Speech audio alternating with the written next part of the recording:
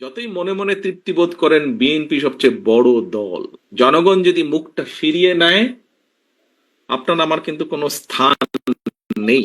যত বড় যাই হই না কেন, আমরা নিজেরা নিজেরা যত বড় যাই মনে করি না কেন। আমি আজকে গত কয়েক মাস ধরে বলছি, সামনের নির্বাচন এত সহজ নয় আপনারা যত সহজ ভাবছেন। নিজের মনে যতই বড়াই করুন, আরে বিএনপি তো শাখা প্রশাখা একদম গ্রাম পর্যন্ত আছে, অন্যদের কি এত আছে? এত বড়াইয়ের কিছু নেই। থাকতে পারে আপনার শাখা প্রশাখা, প্রিয় সহকর্মীবৃন্দ, আমাদের নেতাকর্মীরা তৈরি করেছে সেই শাখা প্রশাখা, গ্রাম পর্যন্ত দলকে নিয়ে গেছে, ওয়ার্ডে ওয়ার্ডে দলকে নিয়ে গেছে। কিন্তু তারপরেও জনগণ ম্যাটার্স, জনগণ ম্যাটার্স। সেই জনগণই হচ্ছে আমাদের শক্তি, জনগণই হচ্ছে আমাদের সমর্থন, জনগণই হচ্ছে শক্তি। জনগণ সাথে না থাকলে জনগণ 5ই আগস্ট দেখিয়ে দিয়েছে।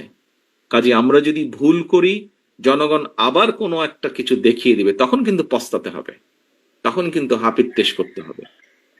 সহকর্মীবৃন্দ, এখনো সময় আছে। আসুন, আসুন, আসুন, আমরা জনগণের পাশে থাকি, জনগণের সাথে থাকি। যারা এমন কিছু করবে যা আপনাকে আমাকে ক্ষতিগ্রস্ত করবে, যা আমার দলকে ক্ষতিগ্রস্ত করবে, যা আমাদের দল ক্ষতিগ্রস্ত হবে, আমরা তার বিরুদ্ধে প্রতিবাদ গড়ে তুলব, তার বিরুদ্ধে প্রতিরোধ গড়ে তুলব। আজকে শহীদ জিয়ার 89তম জন্মবার্ষিকীতে যদি শহীদ জিয়াকে সত্যিকার ভাবে আমাদের স্মরণ করতে হয়, যদি শহীদ জিয়াকে সত্যিকার ভাবে সম্মান জানাতে হয়, আজকে দেশনেত্রী খালেদা জিয়া, ওনার জন্য আমরা দোয়া করছি সুস্থতার জন্য, কিন্তু দেশনেত্রী সবচাইতে খুশি হবেন, দোয়া তো আছেই, কিন্তু উনি যখন দেখবেন, যখন দেখবেন যে জনগণ সমর্থন দিয়েছে বিএনপির প্রতি, আমি তো মনে করি সবচাইতে বেশি খুশি উনি সেদিন হবেন। এবং দেশনেত্রী খালেদা জিয়ার সৈনিক হিসাবে আপনাদের উপরে সে দায়িত্ব বর্তায়। সহকর্মীবৃন্দ, আমরা কে ছোট নেতা, কে গ্রামের নেতা, কে ইউনিয়নের নেতা, কে বড় নেতা, কে বিভাগীয় নেতা, কে কেন্দ্রীয় নেতা, বিষয় এটি নয়।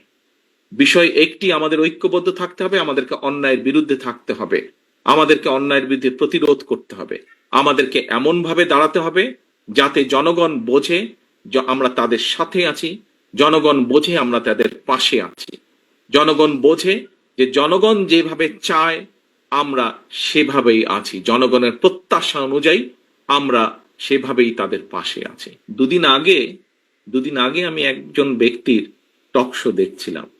উনি কথা প্রসঙ্গে বলছিলেন, সে আলোচক কথা প্রসঙ্গে বলছিলেন যে উনি এখনো ঠিক বুঝে উঠতে পারছেন না, যেই স্বৈরাচার পালিয়ে গিয়েছে তারা আবার মাথা ছাড়া দেওয়ার চেষ্টা করছে।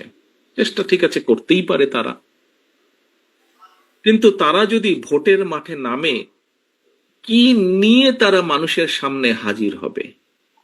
পেছনের গুলা বাদই দিলাম, উনি বলছেন যে পেছনের গুলো না হয় বাদই দিলাম, এই জুলাই অগস্ট মাসে যে হত্যাকাণ্ড ঘটেছে, প্রায় 1.5 থেকে 2,000 মানুষকে যে হত্যা করেছে, প্রায় 30,000-এর মতন মানুষকে যে তারা জখম করেছে, ইউনিসেফের বক্তব্য অনুযায়ী 64টা শিশুকে তারা হত্যা করেছে, এর জবাব তারা মানুষের সামনে কি দিবে? এই জবাবগুলো তো তাদেরকে দিতেই হবে। সহকর্মীবৃন্দ, আমরা যদি সেই দিনটি আসা পর্যন্ত আমাদের ভিতরে যদি কেউ কিছু করে, জবাব তো আপনাকে দিতে হবে। যখন আপনি 2 দিন পরে ভোটের জন্য মানুষের কাছে যাবেন, আপনাকে জবাব দিতে হবে না?